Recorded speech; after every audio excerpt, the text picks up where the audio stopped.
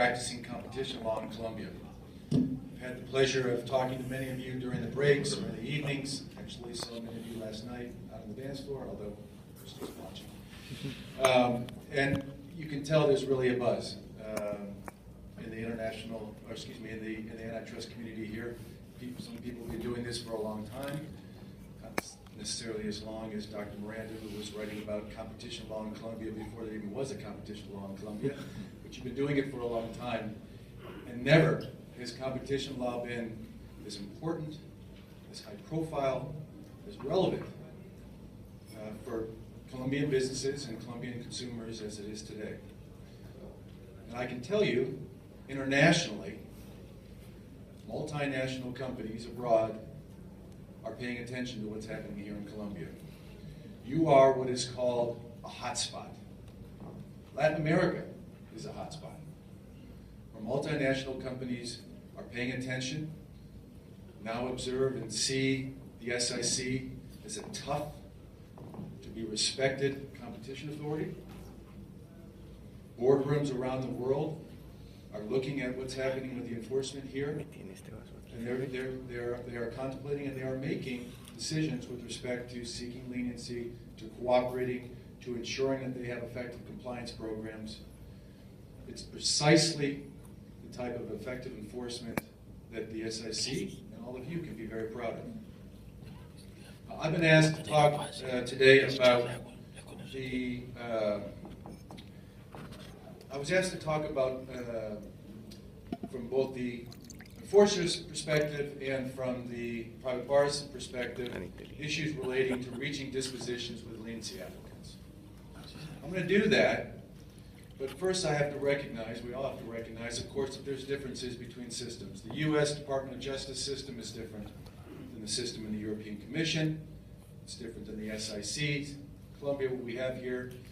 And so what I can really do is talk about guiding principles.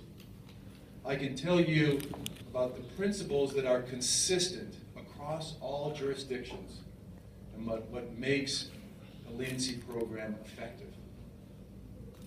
The first guiding principle is the importance of creating a system that is transparent and predictable. And when the U.S. Department of Justice talks about its experience, and people recognize that the program in the U.S. has been enormously successful, it's important to recognize, and Luis talked about this yesterday, that the Department of Justice also has experience with a failed program. For 15 years, from 1978 to 1993, the Department of Justice had a voluntary disclosure program that nobody used. It didn't result in the detection of a single major domestic, not a single international cartel in that entire time. Because it wasn't transparent, because it wasn't predictable, because the private bar and the business community did not have confidence that if they came in and they self-reported the conduct, that they could predict with relative certainty what the result would be. And one of the reasons why is because at that time prosecutors in the Department of Justice were unwilling to give up their prosecutorial discretion. I can tell you from my prior experience, and I know that there are a number of prosecutors in this room, they know exactly what I'm talking about. The hardest thing in the world for a prosecutor to do is to give up their discretion, their prosecutorial discretion. Not because they want to exercise it arbitrarily, but because they believe it is critical to reaching just results. And being transparent is hard. When you put a policy up and you put it on your webpage and you say, this is the way we're going to do things, I can tell you, it gets read and it gets brought back to you and it gets shoved in your face and sometimes you got to eat it. But that's what's necessary in order to build a successful program. It's also, therefore, it's necessary. You can't have individual prosecutors making decisions with respect to how to administer a program. You have to have centralized review. And what's also critical is you have to have a vision, a long-term vision. You can't make decisions. You can't administer a voluntary disclosure program based on short-term gains.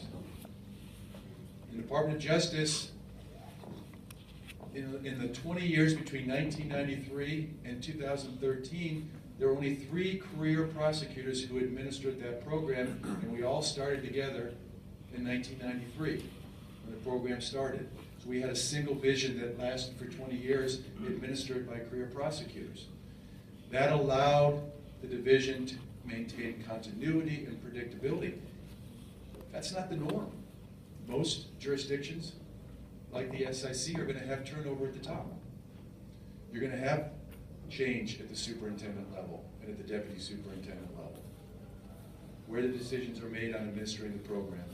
And it's critical, of course this is a guiding principle in every jurisdiction, that those decision makers keep their eye on the ball. They're the guardians of this institution. They're the guardians of the leniency program. And that means always focusing on what is best for the institution, which is the long-term vision of a successful, predictable, voluntary disclosure program. The fact that the SIC is hosting this, that they've invited all of us to attend, that they're interested in hearing the views of the private bar, shows that they are committed to building a transparent and predictable program, and I really do salute them for that. Second guiding principle I want to mention is this. Enforcers always must tilt their voluntary disclosure program to find ways to help companies get into the program and stay in the program. Not looking for ways to keep them out, not looking for ways to play gotcha. You get them in, you get the information, then you kick them out. That'll work once. And then word will get out that the program is not being administered in good faith. And once you lose the good faith of the private bar and the business community, you will not get it back for a long time. And so, interestingly, if you watch the progression of leniency programs over time, you'll see that one of the toughest eligibility requirements was the role in the offense. The reason why it's difficult is because the US DOJ program started with an eligibility requirement that said you couldn't be the ringleader and still be eligible to qualify. But that's a subjective term. Not everybody is going to agree on who's the ringleader and who's not a ringleader. Am I a ringleader if I was the first one to pick up the phone and organize a meeting? Am I the ringleader if I was the first person to pick up the phone and organize a meeting for a cartel that lasted for 10 years? It doesn't feel like I had to coerce my competitors to get together, to collude. If time and time again we got together, we met at different places. And so this very subjective term of being a ringleader creates uncertainty, potential uncertainty, causes companies to maybe second guess whether they're going to come forward. And now you see a lot of jurisdictions moving away from this term. The EU now simply says you can't qualify unless you actually coerced others to participate. Other jurisdictions like Brazil and Mexico have done away with this as an eligibility requirement. All designed to build a program that's more predictable and that makes more companies eligible to qualify. In the 20+ years since the division, the United States Department of Justice Antitrust Division revised its program, there has not been a single company, not one, that has self-reported its conduct and been subject to prosecution. That is a sterling resume. When I was there, I used to talk about it every time I had a chance to speak because it's going to end at some point. But while it lasts, it provides the best evidence to the private bar and the business community about the second principle, which is they're looking for ways to bring people in, to make it, to tilt the program in favor of leniency applicants. It means not once has a company been disqualified for being a ringleader. It means not once has a second, more attractive company come forward and leapfrog over the leniency applicant. It means not once has a company got a marker and then the marker was taken away, it expired, and then they gave the marker to somebody else. That's never happened in 20 years. And if you think about it, it's extraordinary. Here is the third guiding principle.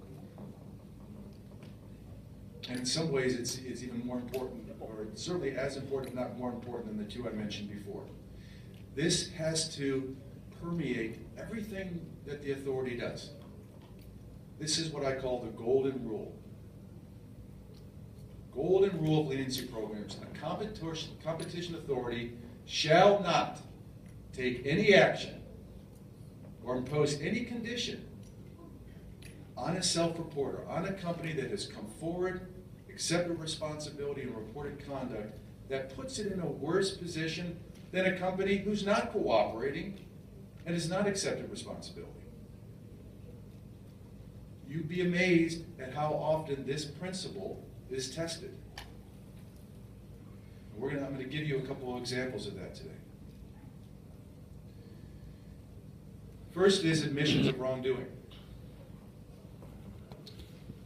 In the US and in the EU, a leniency applicant, by the way, when I'm talking about leniency, if I use the word leniency, everything that I'm going to be talking about today is meant immunity, to try to make that point very clear. But my remarks today are focused solely on self-reporters, companies that come in first and are seeking full immunity. In that case, in the United States, there is no admission of wrongdoing that is required of the applicant in writing. That's true also in the EU. The EU has completely changed the way they field leniency applicants for one reason, and that is to protect leniency applicants from U.S. private damage treble actions. The U.S. practice is to take the information from the company, interview the witnesses, receive the documents, receive an oral proffer that lays out a roadmap of the evidence, but not to require the company to put any of that in writing. Why? Because when you put something in writing as a leniency applicant, and you have exposure in the United States potentially, you have now put the leniency applicant at a disadvantage. Because when something is put in writing, there's the possibility there could be access from the competition authority's files, but even if the competition authority can protect it, the same admission, the written admission, can be obtained in private discovery in the United States. And companies that are making international leniency applications around the world will not stop in a jurisdiction if that jurisdiction is going to put the company at a disadvantage in the U.S. private damage lawsuits. The exposure there is just too great. Second area I want to talk about is confidentiality protections.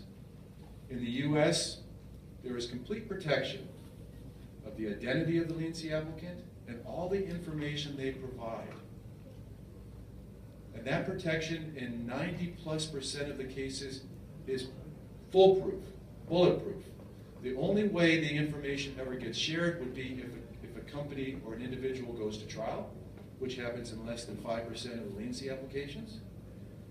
And even then, there is confidentiality protections that are made available when the information is provided to the defendant as part of the rights of the defense. That defendant is not allowed to use that information for any other purpose. In the EU, the information is protected right up until the final decision. The opening resolutions, which I think is somewhat akin to the opening resolutions here, that is done with confidentiality. That information is not made available. It's an important distinction from what we have here in Colombia right now.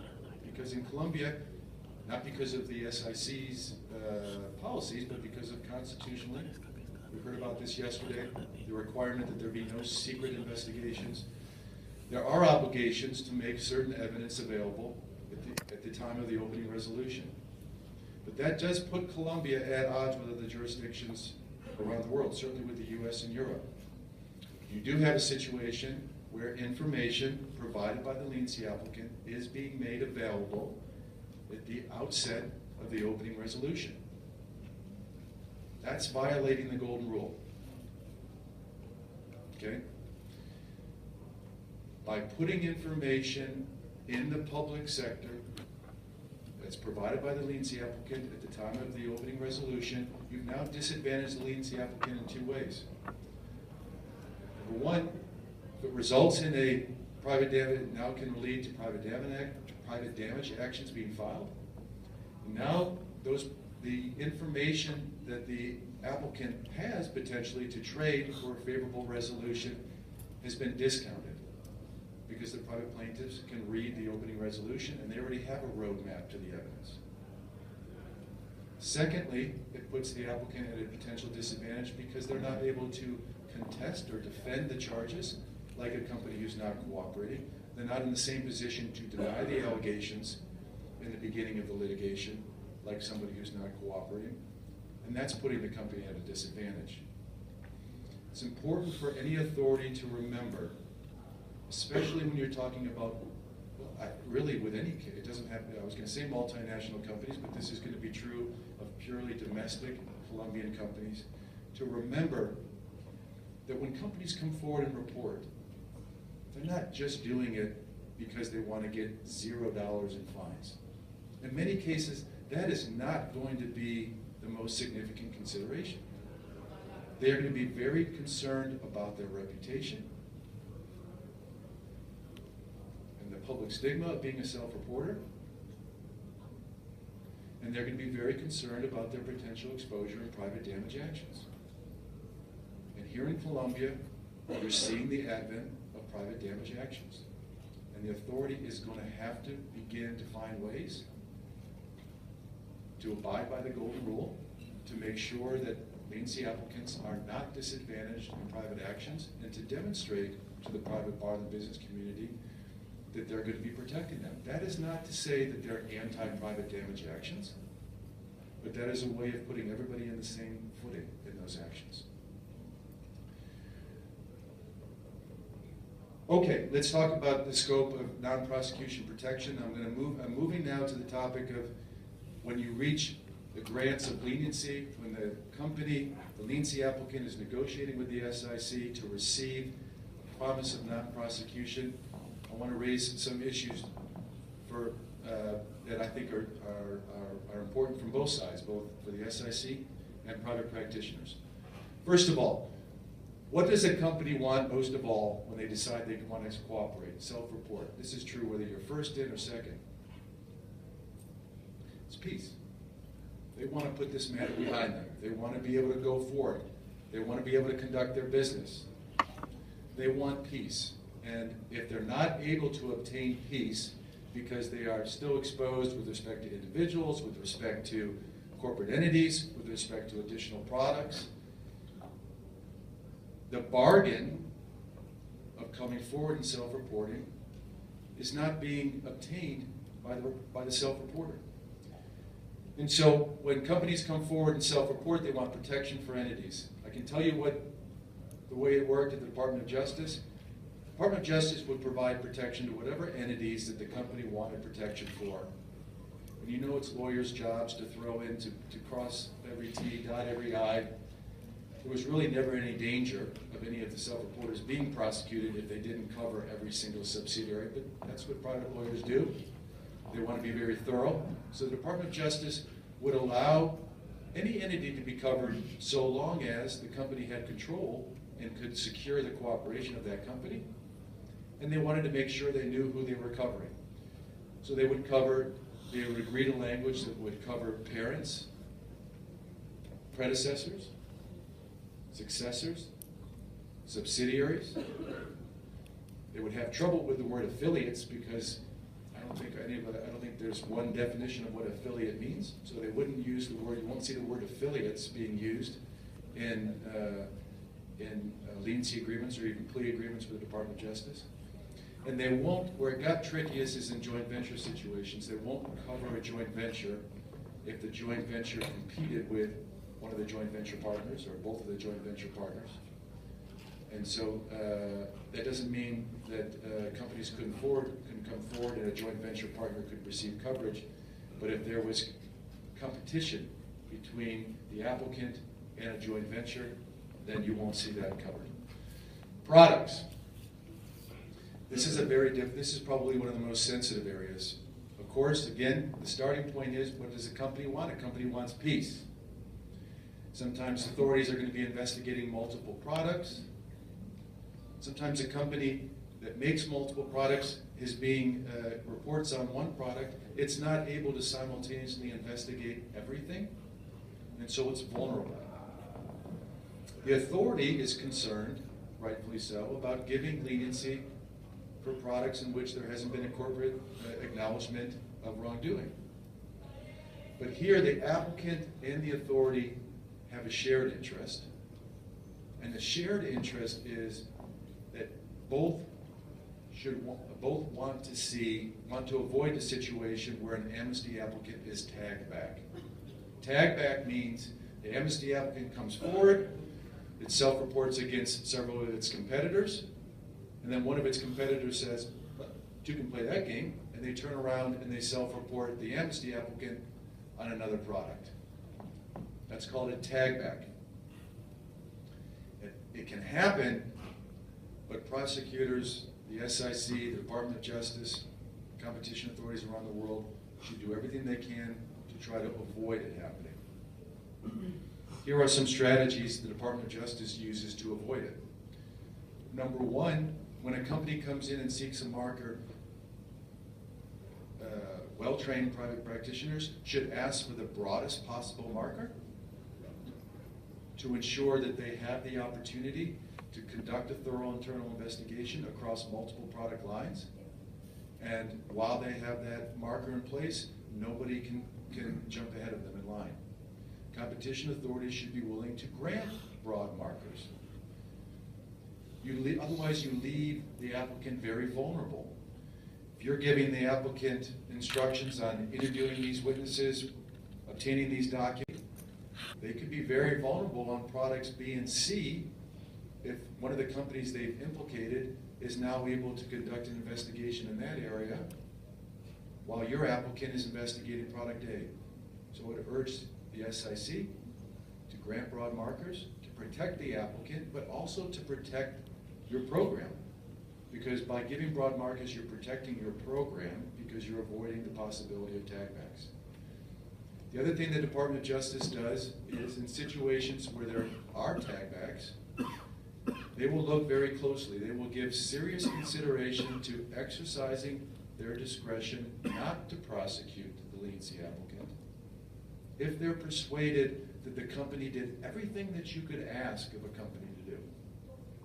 The company conducted a thorough internal investigation. They encouraged all their employees to cooperate fully. They made their documents available.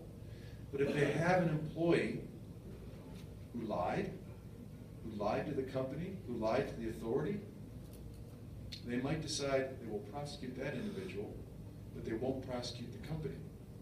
And they'll do that because if they do it, it's because they think it's a just result with respect to the company, and they'll also do it because they can see the benefit to the leniency program, because every time there's a tag back, it's a hit.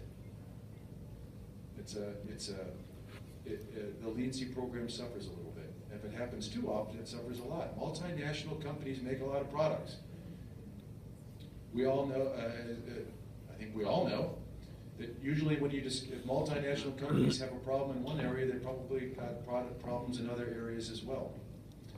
And so if a company comes in and self-reports and it feels very vulnerable with respect to those other product areas, two things can happen, and both are bad for the authority. One is they may not self-report, or two, they might hesitate. They might wait. Hesitation is not what the authority wants. They may conduct their own internal investigation, a very broad investigation, to figure out what the full scope of the conduct is. That's not good for the authority. That just means that there's more and more opportunities for the rest of the industry to be tipped off by this internal investigation, to destroy documents, to begin to collaborate on a story that they will tell the authority. The authority doesn't want any of those things to happen. If you don't want any of those things to happen, then grant very broad markers, give companies security that if they come forward, they won't be tagged back. Employees. Interestingly, I say here that applicants want peace, they want protection for all of their current and former employees. I can tell you that's not always the case. Sometimes with former employees, sometimes the companies are so upset with their former employees, they don't want to see them covered, they want to see them nailed to a spike. But that's not really the rational thing to do. And sometimes they come around to realizing that the company's not better off by having one of their former employees prosecuted. It's just more opportunity for bad publicity and negative attention being brought to the company. The U.S. Department of Justice's policy is to cover current employees, but to maintain discretion as to whether to cover former employees. That discretion is typically exercised this way. They will cover former employees provided that they believe that the company is able and in a position to secure the cooperation of those former employees. They will also cover former employees if the former employees at issue are less culpable than the current employees that are receiving protection. At least in the criminal context, I can tell you the Department of Justice, nobody wants to carve out a former employee who's a subordinate and make a case built on the immunized testimony of his or her superior. Okay, that's a very unattractive case. It stinks. So typically, non-prosecution protection is going to be provided to current and former. There's a few caveats on here. One is, if you have a former employee who moved during the conspiracy to work for a competitor and continued to conspire, but now with another company, that former employee is not going to be covered. If the former employee is the most culpable, or among the most culpable individuals involved, that former employee could be carved out. And of course, if the employee is not cooperating, he can be carved out. A couple observations about criminal prosecution. I know there's a criminal bid rigging law here in Colombia. I don't think it's been utilized, or at least not for some time. But it's something that the SIC has got to be very aware of in securing, in order to be able to secure the confidence that the antitrust bar and the business community need. In the U.S., in some ways, we have it very easy. The Department of Justice is both a competition authority and a prosecuting authority. That's only true of one other place in the world, and that's in the UK. What you have here in Colombia is the norm in the rest of the world where there is a criminal antitrust law, and that is a separate competition authority and a separate public prosecutors. There are many very good examples of jurisdictions that have been able to coordinate. I listed 3 on here: Canada, Australia, Japan are all excellent examples of authorities that have been able to obtain the type of predictability, where they have been able to get the public prosecutors to embrace the competition authority, and it has helped those jurisdictions tremendously. The last slide I wanted to, the point I wanted to make is on privilege waivers. We talked about this a little bit on a panel yesterday, which I thought was very interesting. But here I want to make a couple slightly different observations. The United States Department of Justice will not require a company that is self-reporting to waive any privilege, attorney-client privilege or work product doctrine, as a condition of cooperation. For 2 important reasons why. Number 1, there's a belief that, especially with cartel cases, especially because of what we know to be true, which is if you uncover wrongdoing on one product, it's likely taking place in other products. When we were at the Department of Justice, we wanted to see companies have the tools to be able to conduct thorough and effective internal investigations. And when you create the possibility of attorney-client waivers, when you interfere with the attorney-client relationship, the ability of the inside or outside attorneys to do their job, you're interfering with their ability to conduct effective internal investigations, which is not in the best interest of the competition authority. And secondly, requiring a company to waive privilege in order to cooperate puts that company at a potential disadvantage in private damage actions, or at least it would in the United States. And now we're talking again about a violation of the golden rule. At least in the United States, if you waive privilege by providing attorney-client materials to the government, you waive privilege in the civil actions as well. You don't accept the idea of selective waivers. You could waive privilege here, but keep it over here. And so that would be a second reason why privilege is respected by the authority, because they see it as in the best interest of their voluntary disclosure program. So let me just wrap up by saying that, again, congratulations to the SIC. The reputation is building. Your leniency program is blooming. But that success is leading and will lead to greater interest by the private bar. I suspect it's going to lead to greater interest by public prosecutors here in Colombia. And you will need to continue to demonstrate this group, to the businesses and clients that they represent, that the program is going to be administered in a way that takes into account not just whether there's $0 in fines, but also addresses these other concerns, these very serious collateral considerations that drive the decision whether to cooperate. If you do that, you will see this program continue to build, and we'll be talking about how much progress has been made for years to come. Thank you.